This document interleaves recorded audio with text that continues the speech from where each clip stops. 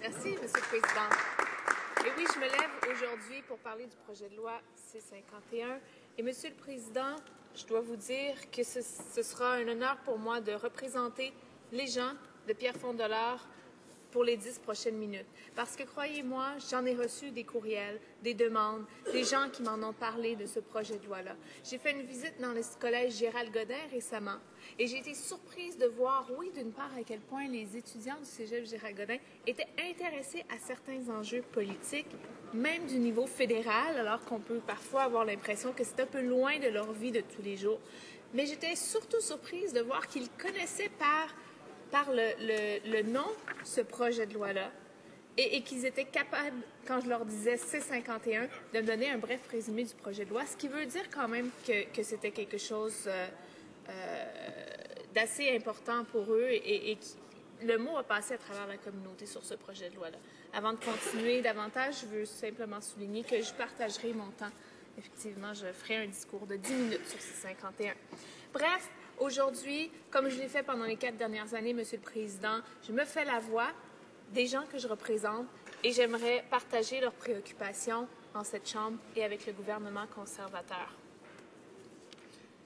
Monsieur le Président, j'étais ici dans le Parlement lors de la fusillade en automne dernier avec mon bébé et le lendemain, j'étais de retour dans ce Parlement avec mon bébé parce que j'étais convaincue qu'il ne fallait pas céder à la peur, à l'intimidation, parce que je croyais que notre Parlement était capable de veiller à la protection parlementaire et des touristes et des Canadiens en général qui se trouvaient ici.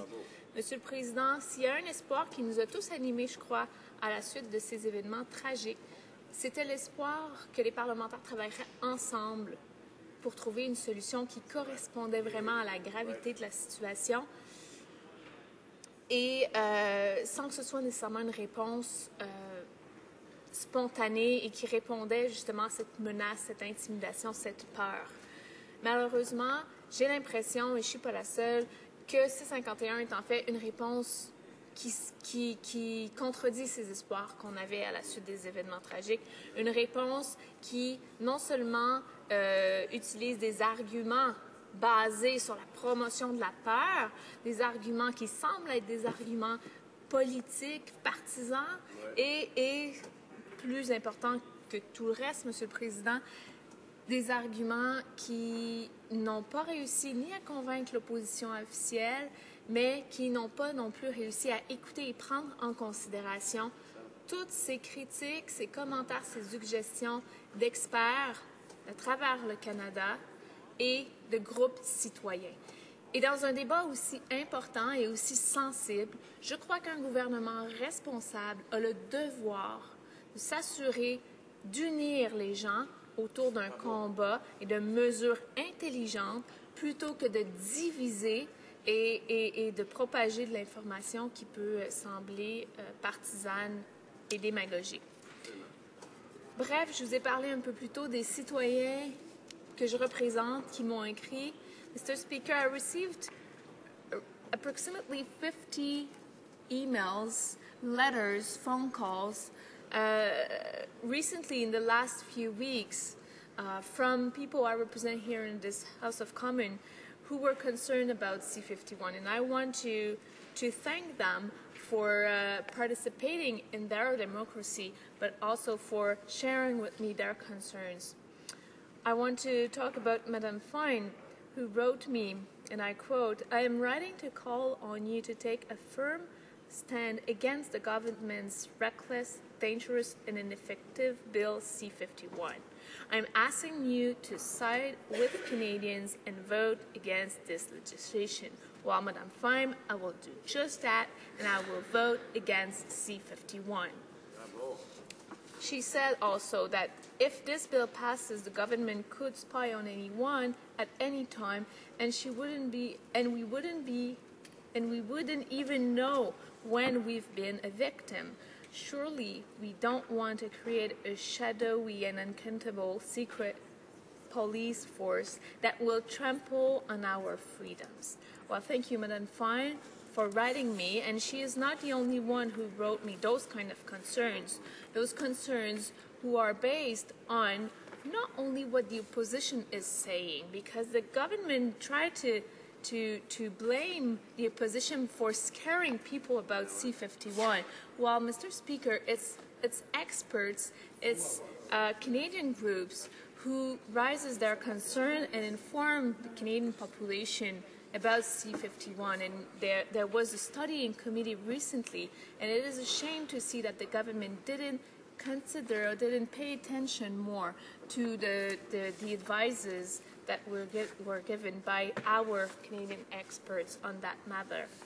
I have another email here from someone who doesn't live in my riding, Mr. Speaker, and that's interesting. He lives in Bay d'Urfé, which is a municipality represented by a Liberal member of Parliament. But of course, she didn't have an open discussion here from her member of Parliament, because the Liberals, even if they said vaguely that they were not in favor of C-51, will indeed vote in favor of that bill. So we don't necessarily understand why, but we know that her member of Parliament will not support her. We have here Mr. Leahy, who wrote me, many people, if I include myself, are deeply concerned about Bill C-51 passing.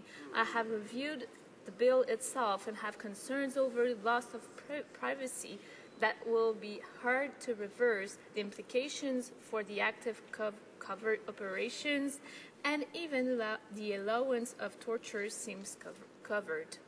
A bit further, he said, the bill is clearly taking advantage of that event, talking about the tragedy happening last fall in the Parliament, to drive this massive redesign of intelligence system at the expense of every citizen's personal sovereignty and privacy. Please make a bit of noise over this issue during this final reading and debate period. The nation doesn't need and doesn't want this bill to pass. Of this, I am pretty sure. Well, thank you, Mr. Leahy, for taking time to look at those bills and those consequences, and I am fully with you, and I agree that this bill doesn't have to be stopped. I here have Mr. Mojtahedi, who said, I wanted to thank you and the NDP for standing against Bill C-51. He also said, we should not remain silent when the government spends massive amounts of public resources and, most importantly, limits our civil liberties instead of fighting more serious threats to public security. I have another constituent here who write me, I note now that certain polls are indicating that support for the bill is falling and that continued criticism is increasing. Mr. Alan Gregg, former Conservative pollster, has just come out strongly against it. Could you reassure me that you are continuing the good fight in Parliament, and would you please inform me of any further actions on the local level that might help you? Thank you, Mr. Roloff, and yes, I can assure you that I will continue to fight against C-51 with my NDP colleagues, and that the fight is not over. Indeed, we went on a door-to-door activity with a lot of volunteers just to inform people about C-51, asking them what they think about it, and sharing with them a petition.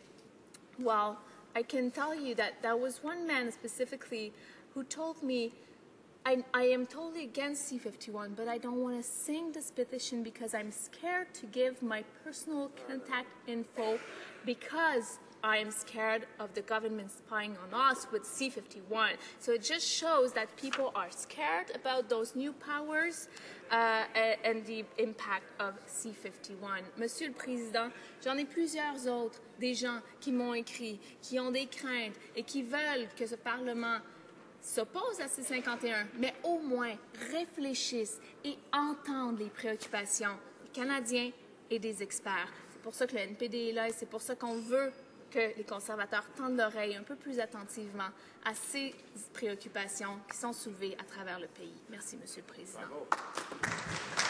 Questions and comments? The Honourable Member for Kootenay-Columbia. Thank you very much, Mr. Speaker, and I listened to the member's statement quite intently. We hear the word secret police a lot from the opposition, which just baffles my mind. And the reason it baffles my mind is that as a retired police officer, I know that I can walk out these doors and speak with an RCMP officer who is not secret. I can go down to any border crossing and speak to a CBSA officer. They are not secret. CSIS is a spy agency. They are not a police agency. They're a spy agency. So I wonder if that member could clarify to this House what is the secret police, because I'd like to meet them as well, because I don't know who they are. Député de Pierrefonds-Dollard. Merci, Monsieur le Président, et merci à mon collègue pour sa question. Il a évidemment écouté certains passages de mon discours et je m'excuse si les termes que j'ai employés l'ont offensé ou ont offensé quiconque.